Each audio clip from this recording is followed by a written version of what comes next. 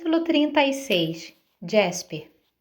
O Conselho das Marés havia chegado em todo o seu esplendor, e Jasper não conseguia deixar de lembrar da Comedy Brute. Afinal, aquela história toda parecia mesmo uma peça que Cass tinha organizado com aquele pobre otário do Quay como protagonista, não é mesmo? Jasper pensou em Wylan, que talvez finalmente conseguisse justiça por sua mãe, e pensou em seu próprio pai esperando na padaria. Ele lamentava a briga que tiveram. Embora Inês tivesse dito que ambos ficariam mais contentes em saber em que pé estavam, Jasper não tinha tanta certeza. Ele adorava uma pancadaria generalizada, mas a discussão com seu pai havia deixado um nó na sua garganta. Haviam passado tanto tempo sem falar sobre coisas que realmente falar a verdade parecia ter quebrado algum tipo de feitiço. Não uma maldição, mas magia boa, do tipo que mantinha todo mundo seguro que poderia preservar um reino sob vidro. Até que um idiota como ele chegasse e botasse tudo a perder. Assim que os hidros começaram a se movimentar pelo corredor, Jasper se afastou da delegação Zimene e se encaminhou para o dedão da igreja. Movimentava-se lentamente, mantendo as costas voltadas para os guardas alinhados nas paredes e fingindo buscar uma vista melhor de todo o reboliço. Quando chegou ao arco que marcava a entrada da nave do dedão, direcionou seus passos para as portas principais da catedral como se fosse sair.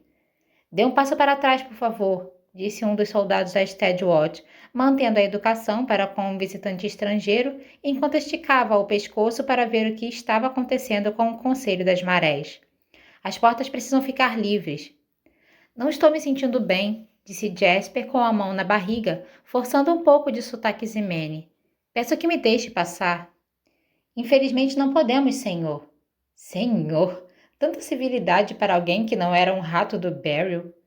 Você não entende, disse Jasper. Preciso ir ao banheiro urgentemente. Jantei ontem à noite em um restaurante. A caçarola do Stan? O soldado fez uma careta. Por que você comeria lá? Estava em um dos guias. Na verdade, era um dos piores restaurantes de Caledon, mas também um dos mais baratos. Como ficava aberto o dia inteiro e era tão acessível, o Stan era uma das poucas coisas que bandidos do Beryl e oficiais da Steadwatch tinham em comum. Semana sim, semana não, alguém dizia ter tido algum problema horrível de estômago graças ao Stan e sua caçarola amaldiçoada pelos santos. O soldado balançou a cabeça e sinalizou para os guardas da Steadwatch no arco.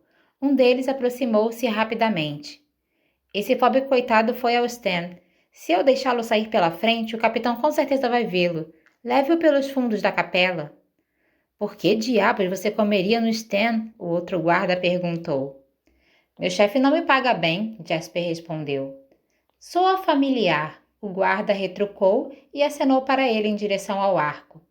Simpatia, camaradagem, vou fingir ser um turista mais frequentemente, Jasper pensou.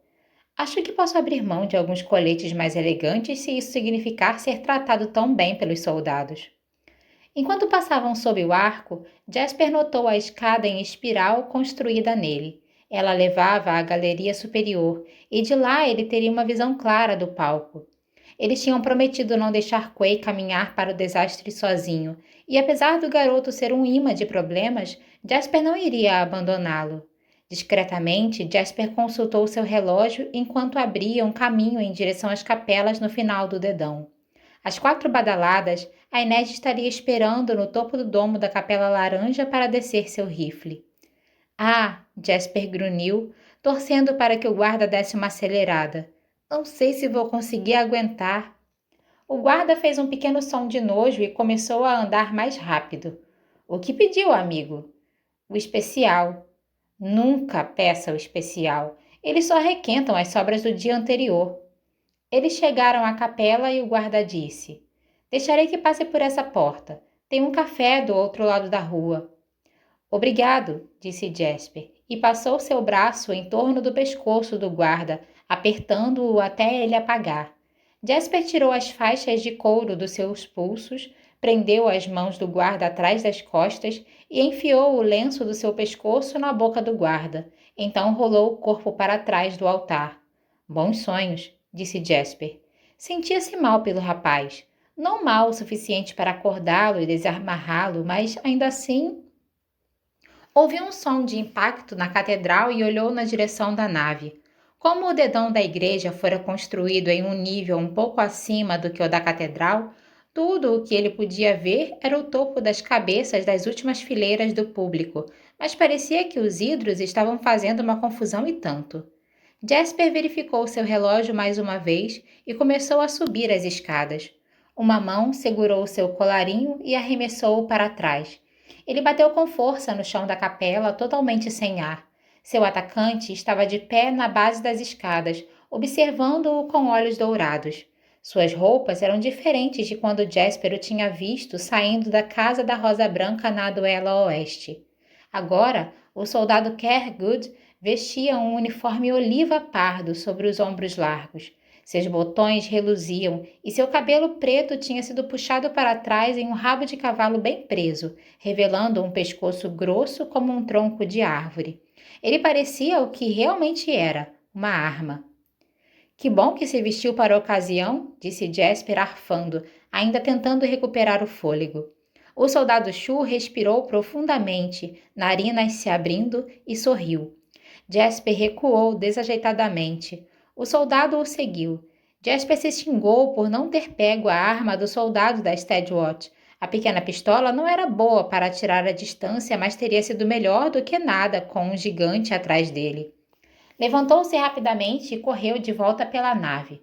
Se conseguisse chegar até a catedral, teria que dar algumas explicações, mas o soldado Shu não o atacaria no meio do leilão. Atacaria? Jasper não teve a chance de descobrir. O soldado o atingiu por trás, arrastando-o para o chão. A catedral parecia impossivelmente longe. O clamor do leilão e do Conselho das Marés um eco distante, quicando nas altas paredes de pedra. Ação e reação, ele pensou absurdamente, enquanto o soldado o virava. Jasper se debateu como um peixe, esquivando-se da pegada do menzarrão, grato por ter o corpo de uma garça em dieta radical. Estava de pé novamente, mas o soldado era rápido, apesar de seu tamanho. Ele arremessou Jasper contra a parede e Jasper soltou um pequeno grito de dor, perguntando-se se tinha quebrado uma costela. É bom para você, desopila o fígado. Não conseguia pensar direito com aquele brutamontes o amassando. Jasper viu o punho do gigante recuar, o brilho de metal nos seus dedos. Eles deram a eles soqueiras de verdade, ele percebeu horrorizado. Eles a construíram dentro de suas mãos. Ele se esquivou para baixo e para a esquerda no último instante. O punho do soldado acertou a parede acima da sua cabeça com um estrondo de trovão. Escorregadio, o soldado disse em Kirk com um sotaque carregado. Mais uma vez ele inspirou profundamente. Ele sentiu meu cheiro, pensou Jasper. Naquele dia na duela, ele não se importa de ser encontrado pela Steadwatch. Ele vem caçando e agora encontrou sua presa. O soldado recuou o punho novamente. Ele ia pagar Jasper e então o quê? Arrombar a porta da capela e carregá-lo pela rua com um saco de batatas? Passá-lo para um dos seus companheiros alados? Pelo menos nunca poderia desapontar alguém novamente. Eles o encheriam de parém. Talvez vivesse tempo suficiente para fazer um novo lote de Cairgood para o Shu. Esquivou-se para a direita. O punho do soldado abriu outra cratera na parede da igreja. O rosto do gigante se contorceu de fúria. Ele prendeu Jasper pela garganta contra a parede e se preparou para dar um último golpe. 1000 pensamentos passaram pela cabeça de Jasper em um único instante. O chapéu amassado de seu pai, o brilho dos seus revólveres com o punho perolado, a Inés de pé, ereta como uma flecha. Eu não quero um pedido de desculpas. O Aylan sentado à mesa na tumba, roendo a ponta do dedão. Qualquer tipo de açúcar, ele disse, e então... Mantenha isso longe de suor, sangue, saliva. O caruncho químico. A Inés tinha deixado os frascos não usados na mesa da suíte de Caterdan. Ele tinha brincado com um deles quando estava discutindo com seu pai. Agora, os dedos de Jasper vasculharam os bolsos de suas calças, mãos se fechando sobre o frasco de vidro. Parém! Jasper gritou de repente. Era uma das únicas palavras Shu que conhecia. O soldado parou, punho no ar. Ele inclinou a cabeça para o lado. Sempre acerte onde o alvo não está prestando atenção. Jasper abriu a boca exageradamente e fingiu estar tentando jogar alguma coisa dentro dela. Os olhos do soldado se arregalaram e sua pegada afrouxou enquanto tentava puxar a mão de Jasper para longe. O Kergood fez um som, talvez um grunhido ou o início de um protesto. Não fazia muita diferença. Com sua outra mão, Jasper esmagou o frasco de vidro dentro da boca aberta do soldado. O gigante recuou instintivamente quando os cacos de vidro perfuraram seus lábios e caíram sobre seu queixo, sangue escorrendo em torno deles. Jasper esfregou as mãos furiosamente na camisa, torcendo para que não tivesse cortado seus próprios dedos e deixado o caruncho entrar, mas nada aconteceu. O soldado só parecia irritado. Ele rosnou e segurou os ombros de Jasper, erguendo-o do chão. Oh, pelos santos, pensou Jasper. Talvez ele nem se dê ao trabalho de me levar para seus amigos. Ele agarrou os braços grossos do gigante, tentando escapar de sua pegada. O Kergood sacudiu Jasper. Ele tossiu, seu grande peitoral chacoalhando, e então sacudiu Jasper novamente, uma sacudida leve e hesitante. E então Jasper percebeu. O soldado não estava sacudindo, estava apenas tremendo. Um sibilo baixo emergiu da boca do gigante, o som de ovos caindo em uma frigideira quente. Espuma rosa borbulhou em seus lábios, uma espuma com sangue e saliva que escorria por seu queixo. Jasper se encolheu. O soldado gemeu. Suas mãos maciças soltaram os ombros de Jasper, que recuou lentamente, incapaz de tirar os olhos do Kergood, enquanto seu corpo começava a ter convulsões, peito sacudindo. O soldado se curvou, despejando de seus lábios uma bile rosa que salpicou a parede. Errou de novo, disse Jasper, tentando não vomitar. O gigante caiu para o lado e desabou no chão, rígido como um tronco caído. Por um momento, Jasper só observou seu corpo enorme, então retomou o bom senso. Quanto tempo havia perdido? Disparou de volta em direção às capelas no final da nave do Dedão. Antes de chegar à porta, a Inês apareceu correndo em sua direção. Ele tinha perdido o encontro no local marcado. Ela não teria vindo atrás dele se não achasse que estava em apuros. Jasper, onde... Arma, ele pediu. Sem mais uma palavra, ela tirou o rifle do ombro. Ele pegou a arma, correndo de volta em direção à catedral. Se pelo menos conseguisse subir na galeria... A sirene soou. Tarde demais. Ele nunca conseguiria chegar a tempo. Iria falhar com eles. De que adianta um atirador sem suas armas? De que servia Jasper se não conseguisse dar o tiro? Eles estariam presos naquela cidade. Seriam trancafiados, provavelmente executados. Quay seria vendido para quem desse o preço mais alto. Aparém cortaria um caminho sangrento pelo mundo e Grishes seriam caçados com ainda mais fervor. Em Fierda, na Ilha Errante, em Novizen, os Zoa desapareceriam, alistados em serviço militar, devorados por aquela maldita droga. O alarme da sirene aumentava e diminuía. Havia gritos dentro da catedral. As pessoas estavam correndo para as portas principais. Em breve invadiriam o Dedão procurando outra saída. Qualquer um pode atirar, mas nem todo mundo consegue acertar. A voz de sua mãe. Somos Zoa. Você e eu. Impossível. Ele sabia que não tinha linha de visão para Quay dali, e ninguém conseguia atirar fazendo a curva em uma esquina. Mas Jasper conhecia bem o suficiente a estrutura da catedral. Ele sabia que era um tiro reto subindo pelo corredor até onde estava a plataforma do leilão. Podia enxergar o segundo botão da camisa de Quay dentro da sua cabeça. Impossível. Uma bala só tinha uma trajetória. Mas e se aquela bala pudesse ser guiada? Nem todo mundo consegue acertar. Jasper, disse a Inês atrás dele. Ele levantou o rifle. Era uma arma de fogo comum, mas ele mesmo tinha feito algumas modificações nela. Havia apenas uma bala dentro dela. Não letal, uma mistura de cera e borracha. Se errasse, alguém poderia acabar gravemente ferido. Mas se não atirasse, várias pessoas ficariam machucadas. Diabos, Jasper pensou. Mesmo se eu errar, Quay, ainda vou acertar um olho de Van Eck. Havia trabalhado com armeiros, feito sua própria munição. Conhecia suas armas melhor do que as regras da roda de Maker. Jasper concentrou-se na bala, sentindo as suas partes menores. Talvez ele fosse assim também, uma bala no tambor, esperando a vida toda pelo momento de ter uma direção. Qualquer um pode atirar. Inês, disse ele, se ainda tem alguma prece a fazer, esse é o momento certo para ela. Ele atirou.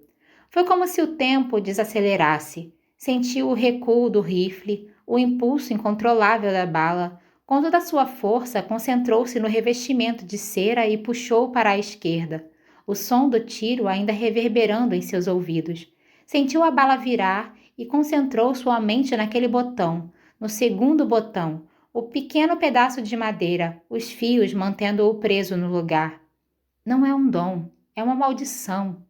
Mas no fim das contas, a vida de Jasper tinha sido cheia de bênçãos. Seu pai, sua mãe, a Inês, Nina, Mathias conduzindo-os pelo canal lamacento, Cass, até mesmo Cass, com todas as suas crueldades e falhas, tinha dado a ele uma casa e uma família nos Drags, quando Caterdan podia tê-lo engolido inteiro. E o Aylan? O Aylan que tinha entendido antes de Jasper que o poder dentro dele podia ser uma bênção também. O que acabou de fazer? A Inês perguntou. Talvez nada, talvez o impossível. Jasper nunca conseguia resistir a uma aposta arriscada. Ele deu de ombros. A mesma coisa que sempre faço. Dei um tiro no escuro. Capítulo 37. Cass. Cass estava de pé ao lado de Quay quando a bala a acertou, e foi o primeiro a correr até ele. Ele ouviu uma saraivada de tiros na catedral, provavelmente oficiais da Steadwatch em pânico com dedos ansiosos no gatilho.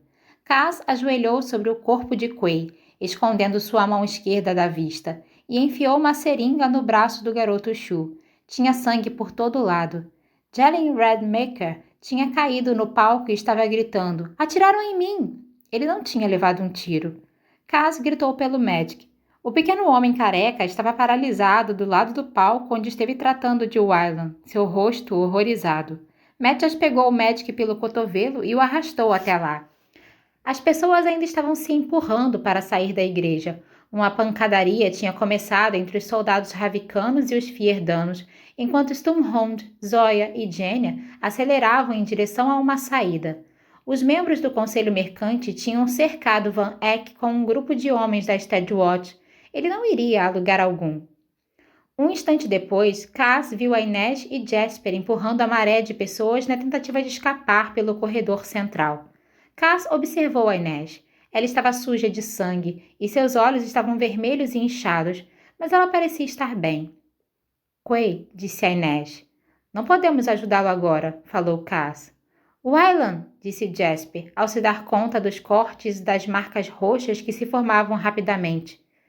Pelos santos, isso tudo é de verdade. Anika e Kig realmente fizeram um estrago nele. Eu queria que fosse crível, disse Wylan. Admiro sua dedicação à arte, disse Cass. Jasper, fique com Wylan. Eles vão querer interrogá-lo. Eu estou bem, disse Wylan, embora seu lábio estivesse tão inchado que soava mais como eu bem. Cass fez um sinal com a cabeça para Mathias quando dois guardas da Steadwatch colocavam o corpo de Quay em uma maca.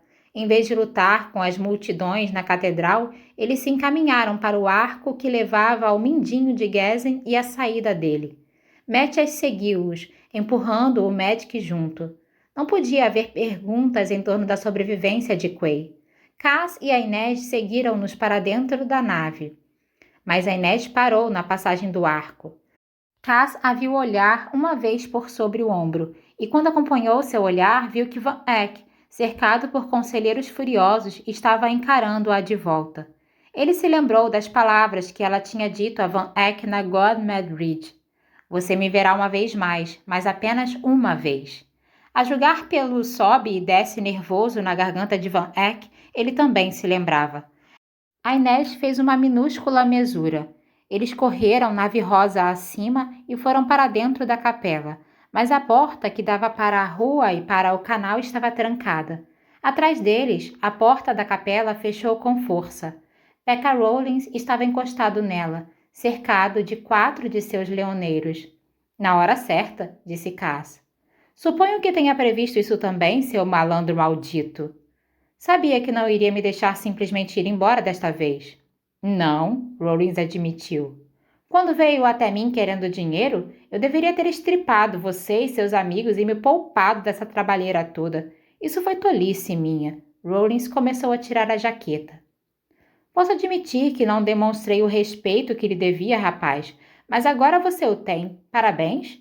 Você vale o tempo que vai me levar para surrá-lo até a morte com aquela vareta que você carrega.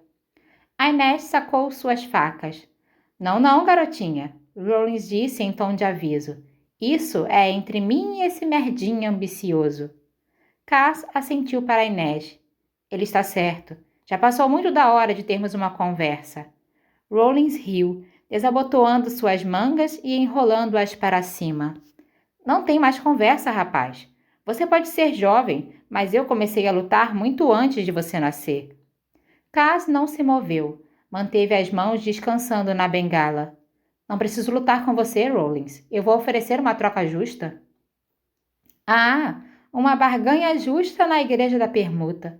Você me custou muito dinheiro e me trouxe muitos problemas com suas maquinações. Não imagino o que poderia ter para oferecer que me traria tanta satisfação quanto matá-lo com minhas próprias mãos. É sobre o príncipe Kyles. 3 andares de paraíso, o mais fino cassino da Duela Leste. Você plantou uma bomba ali ou algo parecido? Não. Estou falando do pequeno príncipe Kyles. Rollins congelou. Gosta de doces, cabelos vermelhos como os do pai, não cuida muito bem dos seus brinquedos. Cass enfiou a mão no casaco e puxou um pequeno leão de crochê.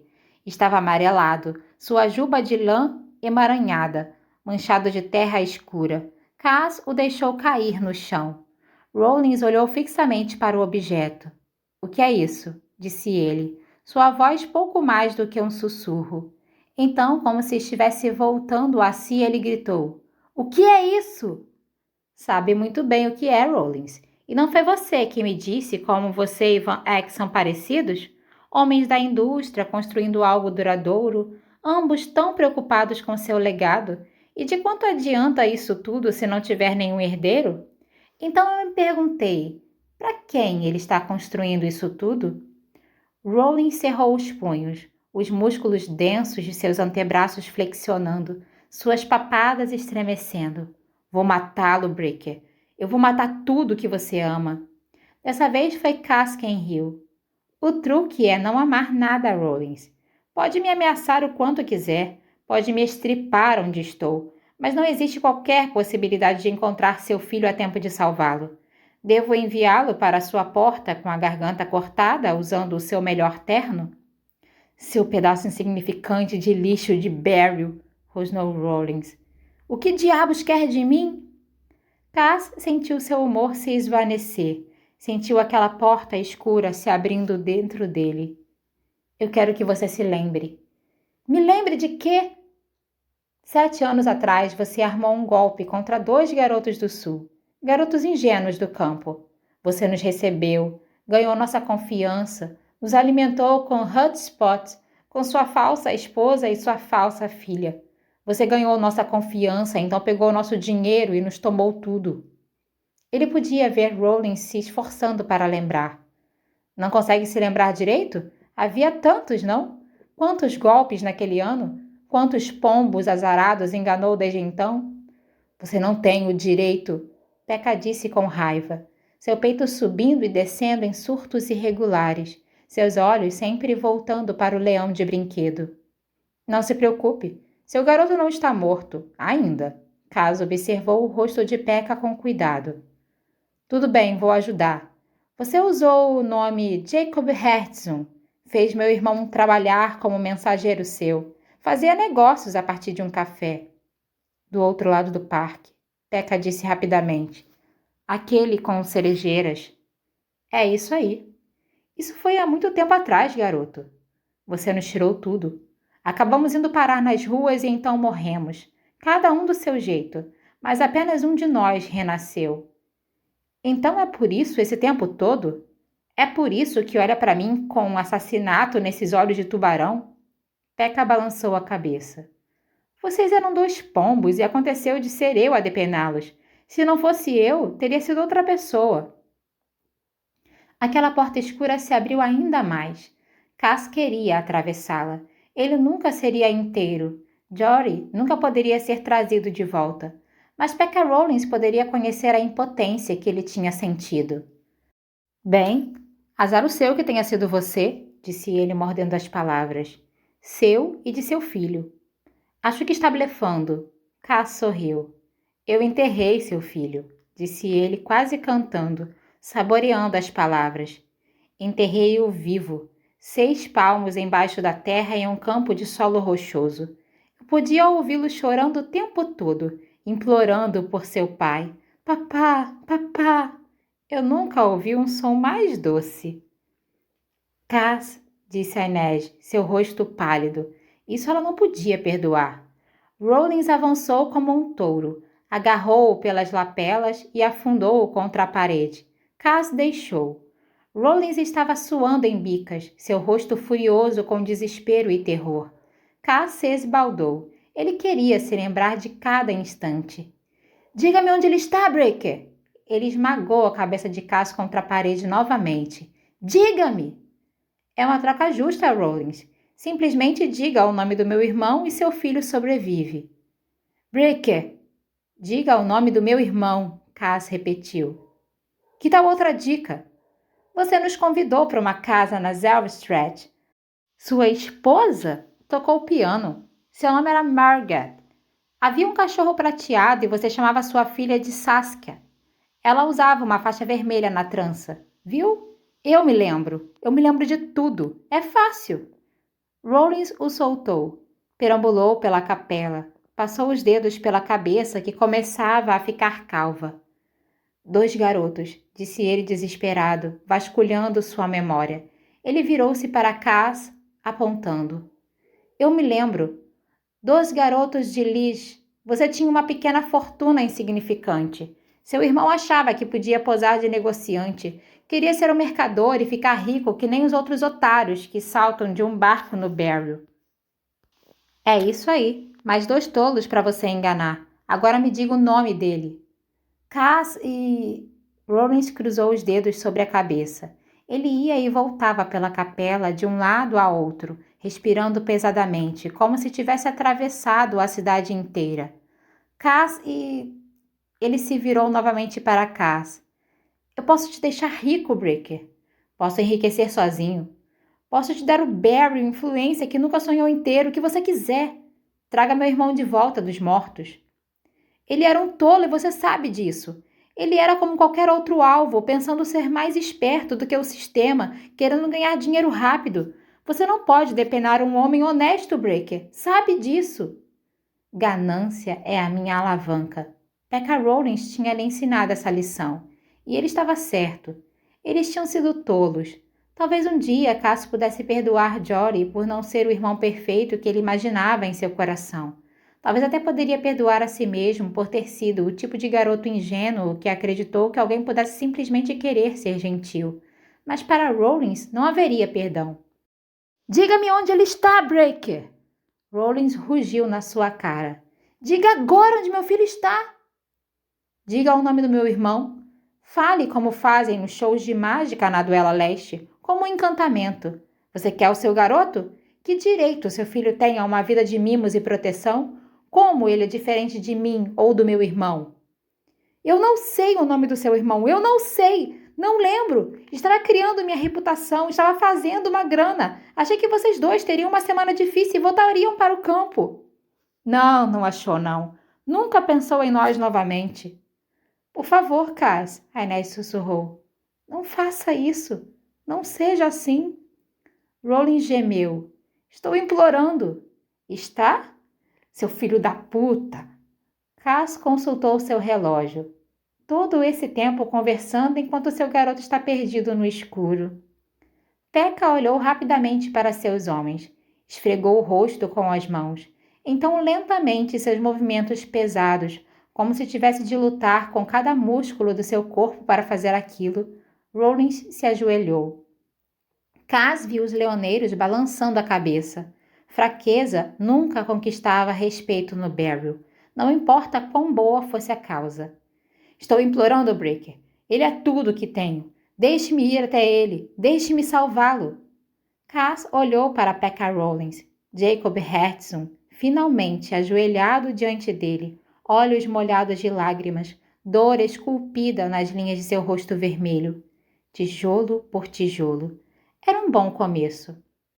Seu filho está no canto mais ao sul do campo Tarmaker, 3 quilômetros a oeste de Applebrook. Marquei o ponto com uma bandeira preta. Se partir agora, deve chegar até ele com tempo de sobra. Pekka levantou-se tropegamente e começou a dar ordens. Peça antecipadamente para os garotos prepararem os cavalos e arranje um medic para mim. A praga.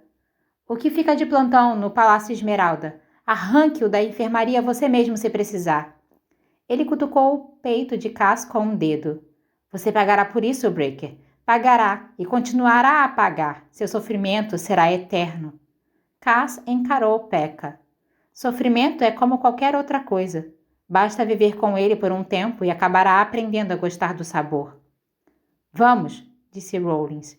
Ele se atrapalhou com a porta trancada. Onde está a maldita chave? Um dos seus homens deu um passo à frente com ela, mas Cass notou a distância que manteve de seu chefe. Eles contariam a história de Pekka Rollins de joelhos por todo o Barrow aquela noite, e Rollins deveria saber disso também. Ele amava seu filho bastante para arriscar todo o seu orgulho e reputação. Cass supunha que isso deveria valer alguma coisa, talvez para outra pessoa. A porta para a rua foi aberta violentamente, e um instante depois eles já haviam desaparecido por ela. A Inês se agachou, pressionando as palmas nos olhos. Ele vai chegar lá em tempo? Para quê? Para... Ela levantou os olhos para ele. Iria sentir falta daquele olhar de surpresa. Você não fez isso. Você não o enterrou. Eu nunca nem vi o garoto. Mas o leão era um chute.